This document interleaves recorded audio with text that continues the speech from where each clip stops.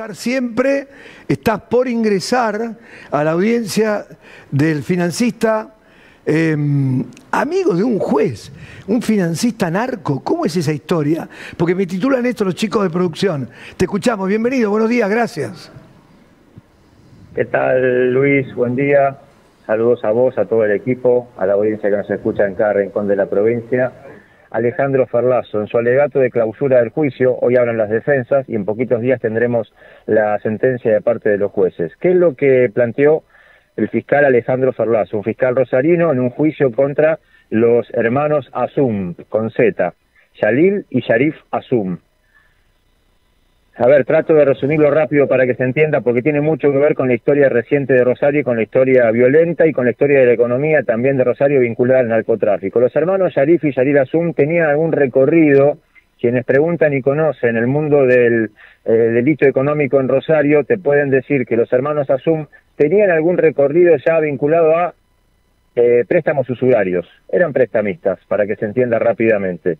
Cuando explota la violencia del narcotráfico en Rosario en los años 2013, 14, 15, 16, esto también se traslada a una interna o una disputa en la barra de Newell's. Hubo varios homicidios, 2013, 14 hasta el 18, hasta no hace tanto, pero te quiero decir, en esos años hubo muchos homicidios resonantes. Me quedó la sensación ayer, escuchando al fiscal Alejandro Ferlazo, me llamó la atención también, cómo en todo ese tiempo en el cual recorríamos las crónicas periodistas desde lo policial, había un nombre o un apellido en realidad que no aparecía, que era el de los hermanos Asum.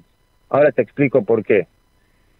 Cuando uno de los crímenes sicarios más resonantes que se cometen en la interna de la barra de Newell's buscaron durante 7 meses a Gija Abejera, que había llegado a ser jefe del paravalancha de Newell's, no lo encontraban. Ayer el fiscal dice, la provincia destinó recursos, entonces en aquel momento era el ministro de Seguridad Maximiliano Puyaro. Decían, ¿dónde está Gija Abejera? Hacían allanamiento, no lo encontraban. ¿Saben dónde apareció?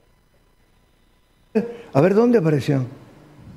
En un departamento que tenían los hermanos Asum en la ciudad de Córdoba, en pleno centro de la ciudad de Córdoba. O sea, el prestamista que se había vinculado al mundo narco, durante 7 meses guardó al un sicario al que estaban buscando por un crimen resonante vinculado a la interna de la barra de Newell's. El financista narco, Yalil Asum, quien está siendo acusado y por el cual se piden 29 años de prisión, durante el desarrollo del juicio habló. En algún momento se mostró y se contó también que tenía, primero que un dato, Luis, cambiaba de teléfono cada 3 semanas. Por quien piden 29 años de prisión. Entre otras cosas, por ejemplo, contó el fiscal Ferlazo, Yalil y Sharif Asum tenían contacto con Maximiliano González de Gaetano, un pretendido sindicalista. No sé si está bien decirle sindicalista, porque uno con esto parecería englobar a todos los dirigentes sindicales. Se adjudicaba a él mismo la representación de los monteros, es decir, los que trabajan en los montes. Sí. Finalmente ese sindicato no tenía la personería gremial, estaba flojo de papeles, pero bueno, en algún momento se lo conocía como sindicalista. Fue nombrado en causas económicas, de hecho tiene condena por un delito económico, González de Gaetano, pero en este caso, González de Gaetano, socio de los hermanos Asum, contó el fiscal Ferlazo, la madre de González de Gaetano, gendarme, y con contactos en la policía. No. En algún momento, a través de los contactos que brindaba González de Gaetano, por un lado conseguían información filtrada del MPA. Antes de algún allanamiento o el avance de una causa judicial, se enteraba González de Gaetano le contaba a los Asum y los Asum entonces tomaban alguna definición en función de esa información, por ejemplo, respecto a los búnkeres narcos. Pero otra información que cuenta el fiscal Ferlazo es, alguna vez la mamá de Yalil Asum en una de las escuchas le dice a una amiga, escuchen esto, Luis, A ver. Mi hijo ya no sabe dónde poner la plata, no sabe qué hacer con tanta plata. La mami se equivocó. Por favor. Bueno, en algún momento la madre de González de Gaetano, insisto, gendarme con contactos en la policía, le consigue cortar la calle, pleno centro de Rosario. Quizás vos, Luis, te ubicás y me ayudás a que la gente entienda. ¿Te ubicás el Hotel Savoy en Rosario? En Entre Ríos y San Lorenzo, por ahí. Pleno centro de Rosario, a media cuadra. Tenían su oficina los hermanos Asum. ¿Alguna vez consiguen que la policía les haga un corte de tránsito para poder sacar las camionetas con tanta plata que tenían? Necesitaban un corte de tránsito. ¿La mamá de la le consiguió policía un corte de tránsito para sacar la plata? No, no. Pero esto para sacar la plata de la financiera. nunca lo escuché esto, Rodrigo, increíble. Por favor. Sigo contándoles, creo que no sé si está bien en el piso, pero ayer yo cuando leía, escuchaba estos datos de parte del fiscal, digo, acá esto sí que es el verdadero hinchadas unidas argentinas. A ver. Tenían participación en la interna de la barra de Newell. Financiaban búnkeres narcos vinculados a la barra de Newell. Se nombra en la audiencia a Gamuza, mano derecha, uno de los 3 o 4 más cercanos a Pichín Bracamonte en la barra de Rosario Central.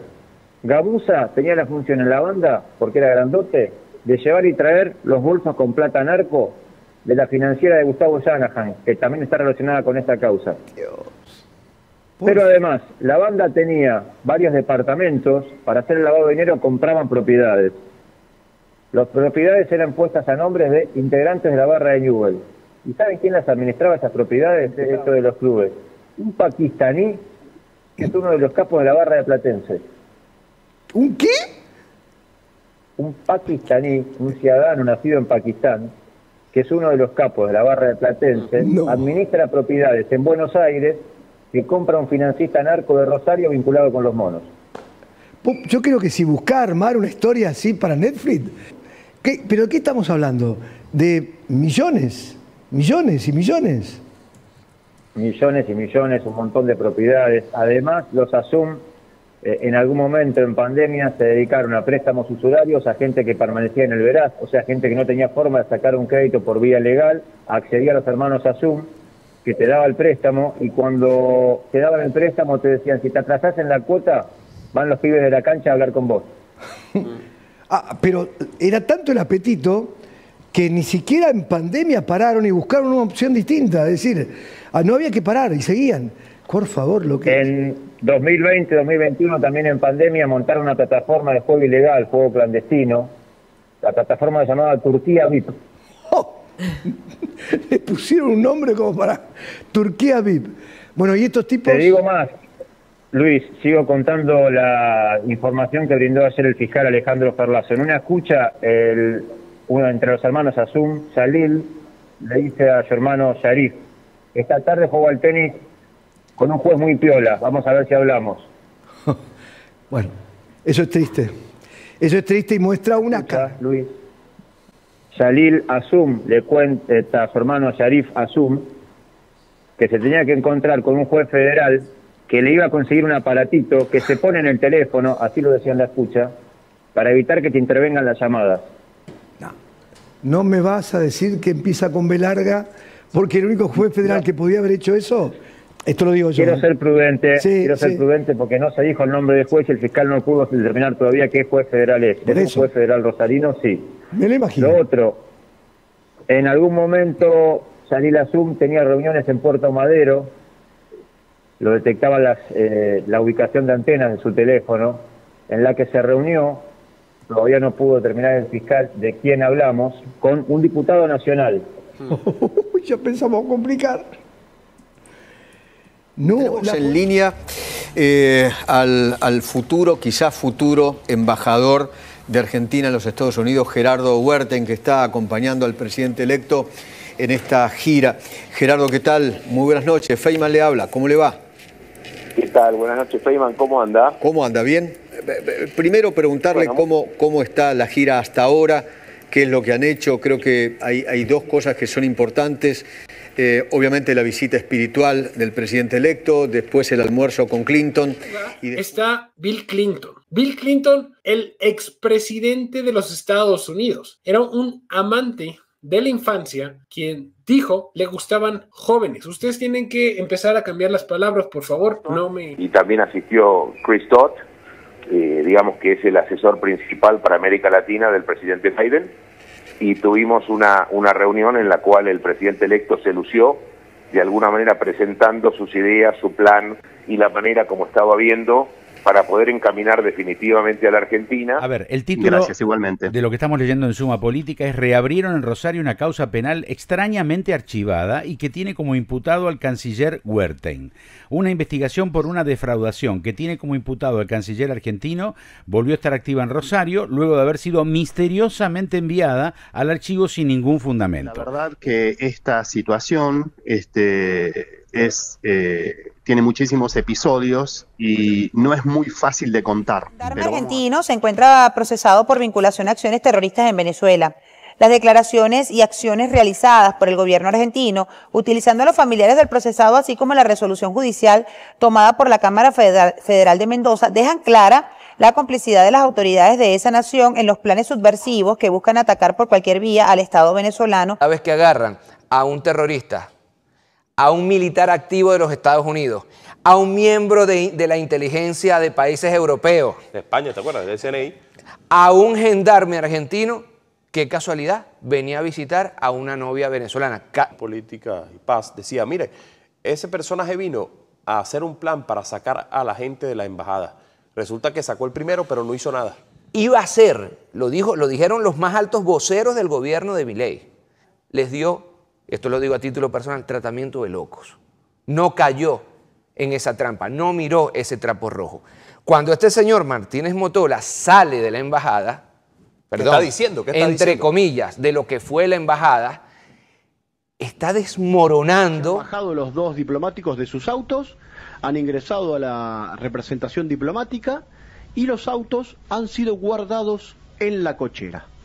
Fin, como le gusta decir a un político. Al vocero Manuel, exactamente. Gracias Ariel. Una chica a la que le habrían hecho cambiar su declaración, pero bueno, mejor que lo explique él porque es muy grave la denuncia. ¿Qué tal, Rosaki? Fernando Amato, Demián Verduga te saludan. Hola, Fernando, Demián, buen día, un gusto para mí. Igual para nosotros. ¿Nos contás un poco de qué se trata esta denuncia?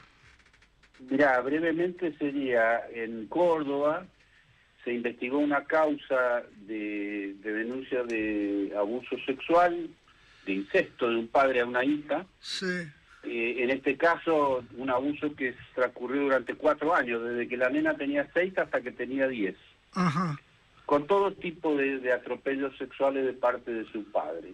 Esa causa termina con una condena del hombre a 15 años de prisión por delitos gravísimos, incluyendo el acceso carnal, incluyendo la corrupción de menores.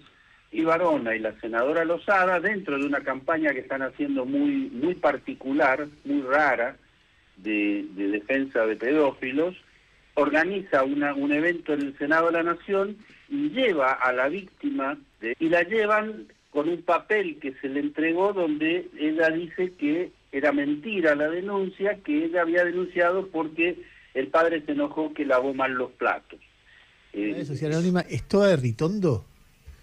De Ritondo y de su hermana. O sea, Ritondo y su hermana tienen a nombre de esa empresa 10 autos de alta gama, tienen comercialización de torres muy importantes en la ciudad, tienen comercialización de este barrio privado de Pinamar muy importante, todo eso pasa a través de esa empresa. O sea, un hombre se oculta, digamos, se está ocultando a nuestro modo de ver a través de una empresa que figura, por supuesto, denunciada, para que se entienda, la declaración jurada patrimonial y que por la cual registró en la última declaración jurada un ingreso de 106 millones de pesos, pero cuando nosotros pedimos informe de dominios a nombre de esta empresa, solo en Capital, en Cava, resulta que nos arroja unas 72 unidades funcionales a nombre de esta titularidad de esta empresa. ¡A la mierda! Si ustedes